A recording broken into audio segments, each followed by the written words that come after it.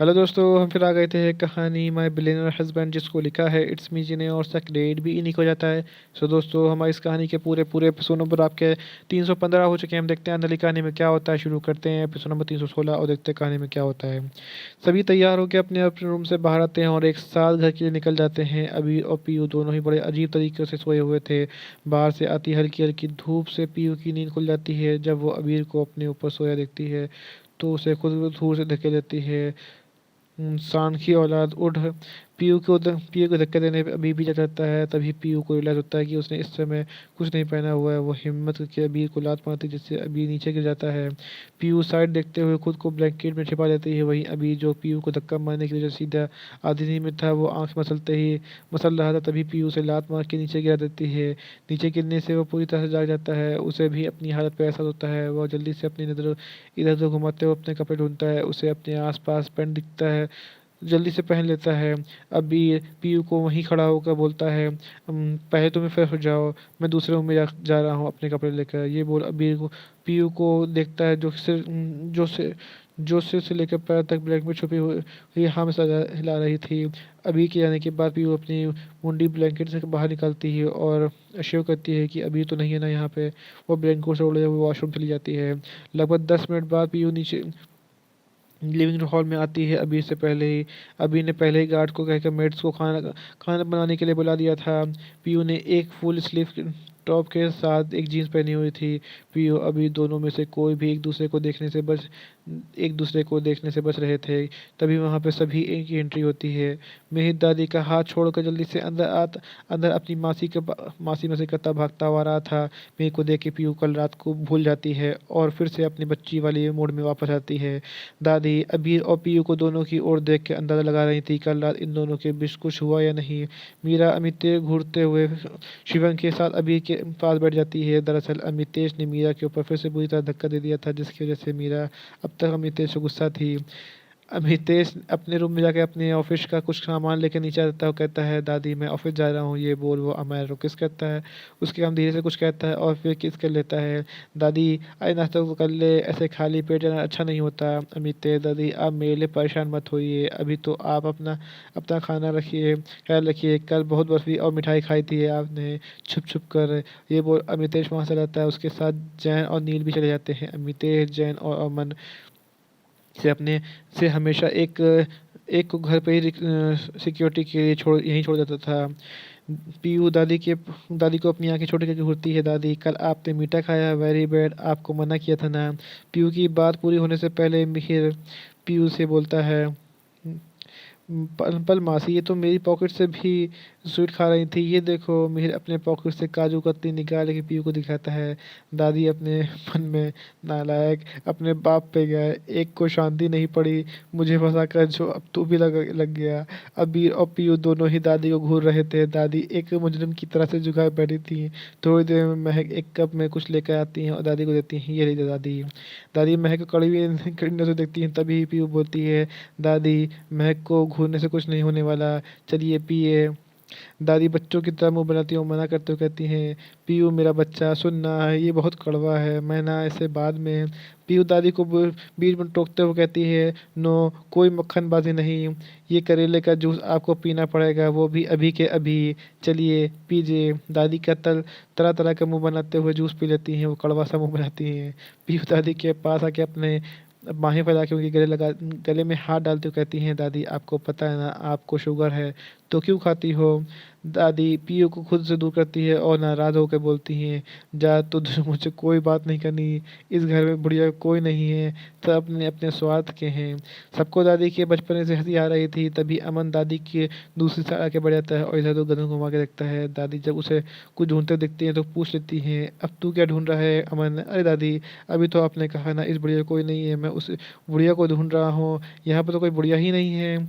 दादी अमन के डायरेक्ट तारीफ करने में खुश हो जाती हैं, इनडायरेक्ट तारीफ करने में खुश हो जाती हैं। वो कहते हैं ना, बुढ़ापे में बुजुर्गों का मन जैसा होता है वैसा ही मन बच्चों जैसा होता है, वही फ़ॉर्मूला अमन दादी को चिपका रहा था। अमन दादी की ओर देखकर, अरे दादी, आपको पता है वो राजा जी, वो राजा जी थे ना महल में, वो तो बार-बार रानी माँ से बच के आपको ही देख रहे थे। सच्ची मैंने देखा था आपको, उनको, आपको ऐसे चोरी-छुपे देखते हुए। दादी तो भई फूल का कुप्पा हो चुकी थी, वही सब अमन को मुँह फाड़े देखे जा रहे थे, ये इंसान कितना फ़िकता है। यहीं पे कहानी का एपिसोड नंबर आपका 316 कंप्लीट होता है। मुझे लगता है वैसे तो मैं इसी में कहानी का एपिसोड नंबर 317 ऐड करता हूँ और देखता हूँ आने वाली कहानी में क्या होता है। सभी हंसी मजाक करते हुए डाइनिंग टेबल पे आ जाते हैं नाश्ता करने के लिए। अबीर और पीयू थोड़े दूर बैठे हुए थे, सभी खाना खा रहे थे। तभी अमन, जो अबीर के बिल्कुल साथ बैठा था, वो एकदम से बोल देता है, अरे अरे, ये क्या हुआ, तुम्हें गर्दन पे चोट कैसे लगी? अबीर की गर्दन पर पीयू के नाखून खरोच थी। अबीर जो अभी कुछ खा ही रहा था, उसके गले में अटक जाता है, वो खांसने लगता है। अबीर घूर कर अमन को देखता है। मीरा अबीर को चिंता करते हुए उठ के उसके पास जाती है, वो पूछती है, दिखाओ क्या हुआ। वहीं पीयू टेबल पे उठ जाती है, वो कहती है, मेरा हो गया, ये बोल वो अपने रूम भाग जाती है। मेरा मीरा ने परेशान होकर अबीर की तरफ देखती है और अबीर ने उन निशानों को छुपाने के लिए अपना हाथ लगा रखा था। मीरा अबीर के हाथ हटाने के लिए कहती है, अबीर हाथ हटाओ अपना, क्या कर रहे हो? मीरा अबीर का हाथ पकड़ हटा देती है। निशान देखने के बाद मीरा शर्मीली मुस्कान के लिए वापस अपनी सीट पर आके बैठ जाती है। माही तो अमन के बोलने का अंदाज से समझ गई थी कि कैसे निशान होंगे। अबीर अपनी थाली उठाते हुए कहता है, मैं रूम में जा रहा हूँ, ये बोल के वो ऊपर कहता है। रूम में पीयू बेड पे पेड़ की बल लेटी हुई थी। उसने अपना चेहरा पिलो में छुपा रखा था। नीचे जो हुआ था उसे बहुत शर्म आ रही थी। डोर ओपन होने की आवाज़ सुन वो अपना चेहरा उठा के देखती है। अबीर को देख के उठ के जरा लगती है तो अबीर उसका हाथ पकड़ लेता है।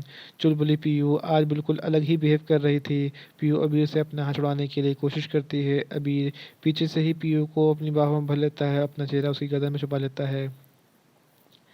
अबीर के हाथ पीयू के पेड़ पर पकड़े हुए थे। पीयू अबीर घर में सांसें खुद पे सिमट रही थी। क्या हुआ? कल रात को तुम मुझे सब सिखा रही थी। अबीर पीयू की खुशबू को अपने अंदर समाते हुए कहता है। पीयू अबीर के बोलने पर अपनी आंखें कस के बंद कर लेती है। उसे याद आता है कल रात कैसे वो अबीर की सब कर रही थी।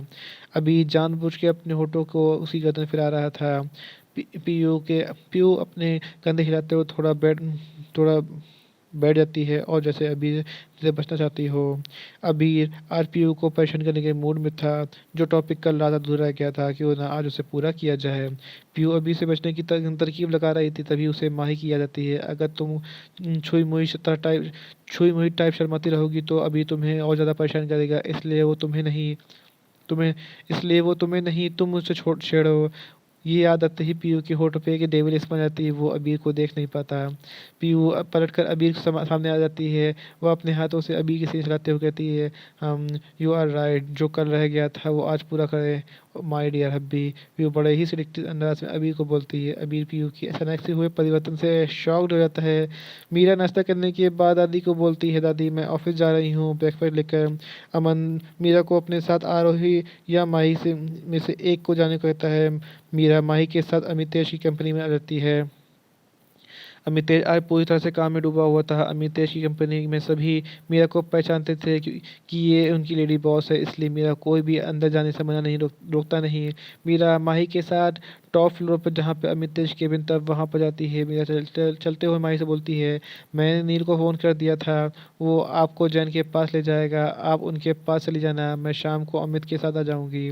माही मुस्कुरा के ठीक है बोलती है। नील जैन के पास माही को छोड़ देता है। मीरा एक टिफ़िन नील को भी देती है, ये लो ये टिफ़िन आपके लिए है। आई नो जल्लाद को काम में आगे कुछ दिखता नहीं है। नील को अच्छे से पता था कि मीरा को खाने का में लापरवाही बिल्कुल बर्दाश्त नहीं। वह हंसते हुए अपना टिफ़िन ले लेता है और मीरा को अमित की केबिन की तरफ ले जाता है। नील मीरा से, अंदर फाइनेंस डिपार्टमेंट की हेड मिस सोनाक्षी आपकी अपनी रिपोर्ट सबमिट करवा रही हैं। नील जानना चाह रहा था कि मीरा अभी अंदर जाएगी या मिसेस सोनाक्षी के बाहर आने का वेट करेगी। मीरा कुछ सोच कर मैं अंदर जा रही हूँ ये बोल कर अंदर चली जाती है।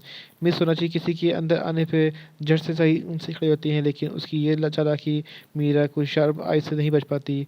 वैसे भी एक पत्नी अपने पति के पड़ने वाली हर नज़र को देख कर पहचान जाती है।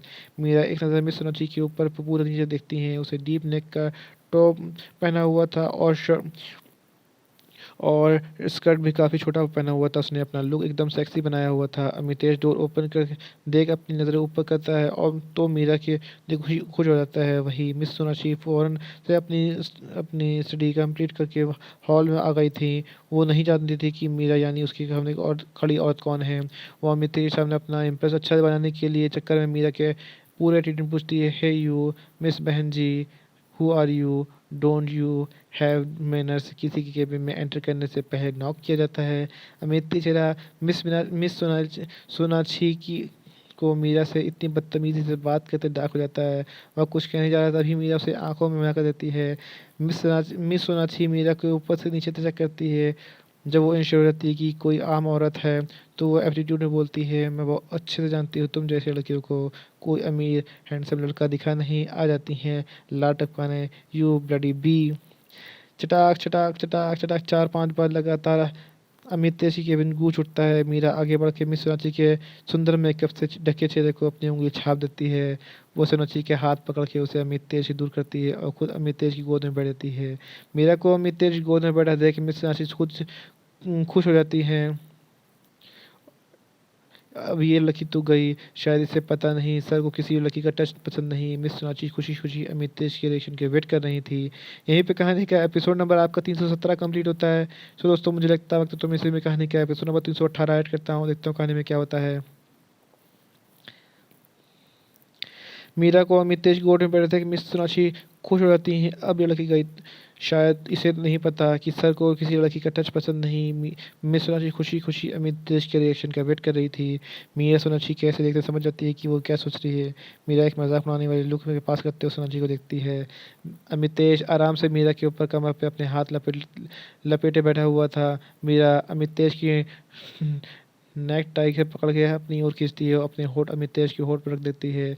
अमितेश ने कभी सोचा नहीं था कि मीरा कभी उसे ऐसे किसी और से के सामने ऐसे किस कर सकती है। अमितेश मीरा किस करने का रिस्पॉन्स दे रहा था, तभी मीरा अमितेश की लोअर बाइट कर लेती है। अमितेश घूर कर मीरा की ओर देखता है। वही मीरा भी अपनी एक आईब्रो उठा के ऐसे एक्सप्रेशन देती है जैसे पूछ रही हो व्हाट।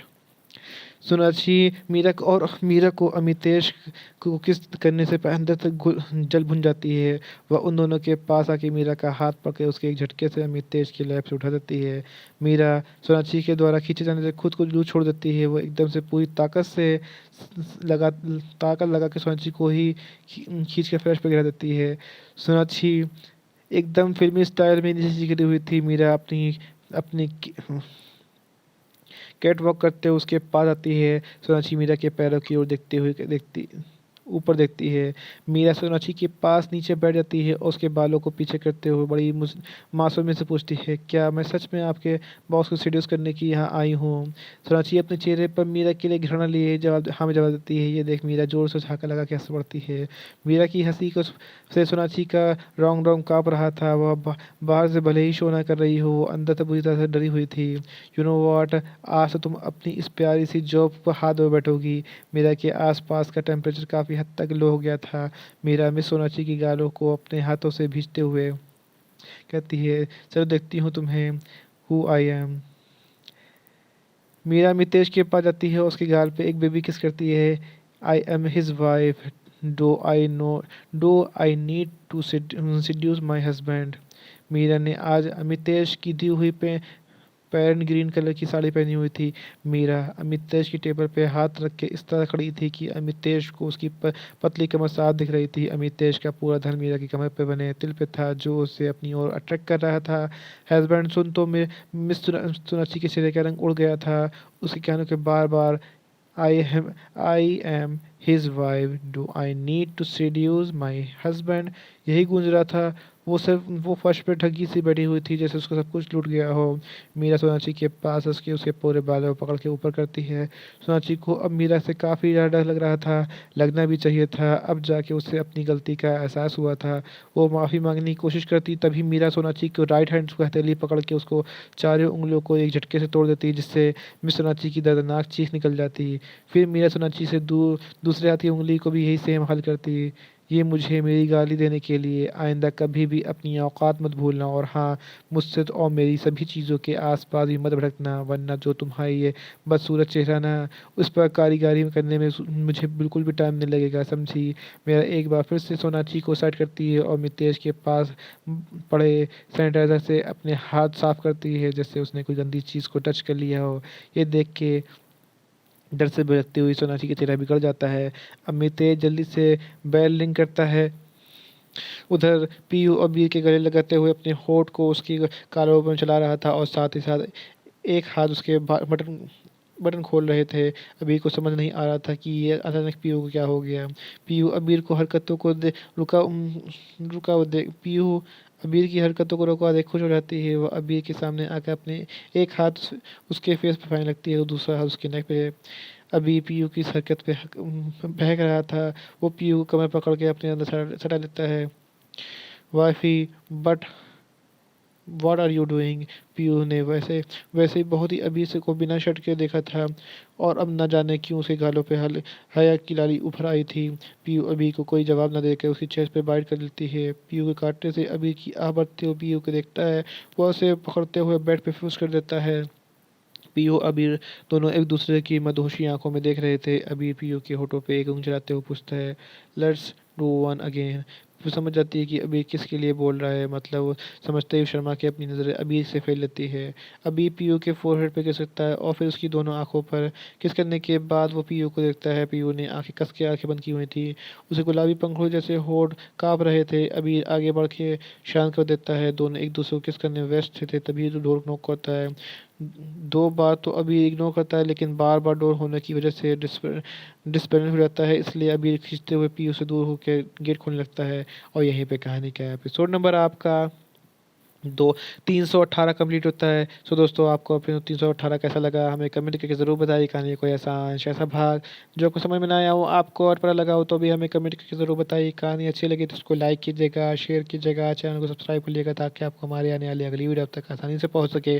सो दोस्तों, हम फिर मिलेंगे एक नई वीडियो के साथ, एक नए एपिसोड के साथ। तब तक के लिए मुझे इजाज़त दीजिए। धन्यवाद दोस्तों।